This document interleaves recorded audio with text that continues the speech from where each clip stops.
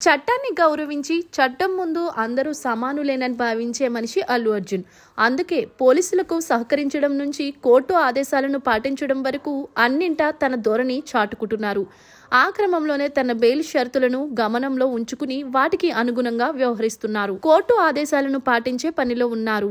ఇదే నేరుగా బాధిత కుటుంబాన్ని పరామర్శించడానికి బన్నీకి ఆటంకమయ్యింది. బాధిత కుటుంబానికి అన్ని విధాలా అండగా ఉండాలని నిర్ణయించుకున్నప్పటికీ అందుకు తగ్గట్టుగా అడుగులు వేయాలంటే అడ్డంకులు కనిపిస్తున్నాయి. తన తండ్రి అల్లు అరవింద్ ను పురమాయించి ఆసుపత్రికి పంపడానికి కూడా కారణం అదే. చట్టం పరిధి తెలిసిన వ్యక్తిగా చట్టాన్ని గౌరవించే పౌరుడిగా అల్లు అర్జున్ కోర్టు షరతులను అనుసరిస్తున్నారు. అదే ఇప్పుడు ఆయనకు అనేక పరిమితులు విధించడానికి కారణమయ్యింది. కొందరు చట్టం మీద గౌరవం లేని వాళ్ళు తమ బెయిల్ షరతులను యథేచ్ఛగా ఉల్లంఘిస్తూ ఉంటారు. కొన్నిసార్లు న్యాయస్థానాలు వారిని మందలించిన సందర్భాలు కూడా చూసాము. కానీ బన్నీ అందుకు భిన్నం.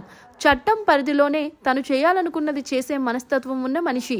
అందుకే జైలు నుంచి బయటకు వచ్చిన తర్వాత బాధిత కుటుంబాన్ని కలవాలని, వారికి భరోసా కల్పించాలని మనస్ఫూర్తిగా ఉన్నప్పటికీ ముందడుగు వేయలేకపోతున్నారు. సాయం చేయాలన్న సంకల్పం ఉన్నప్పటికీ చేతులు కట్టుకుని సాగుతున్నారు. తను వెళ్ళలేకపోయినా తన వాళ్ళ ద్వారా ఆ కుటుంబానికి తోడుగా ఉన్నామన్న సంకేతాలు పంపిస్తున్నారు. బాధితుల్లో గుండె ధైర్యాన్ని నింపేందుకు తహతహలాడుతున్నారు అల్లు అర్జున్.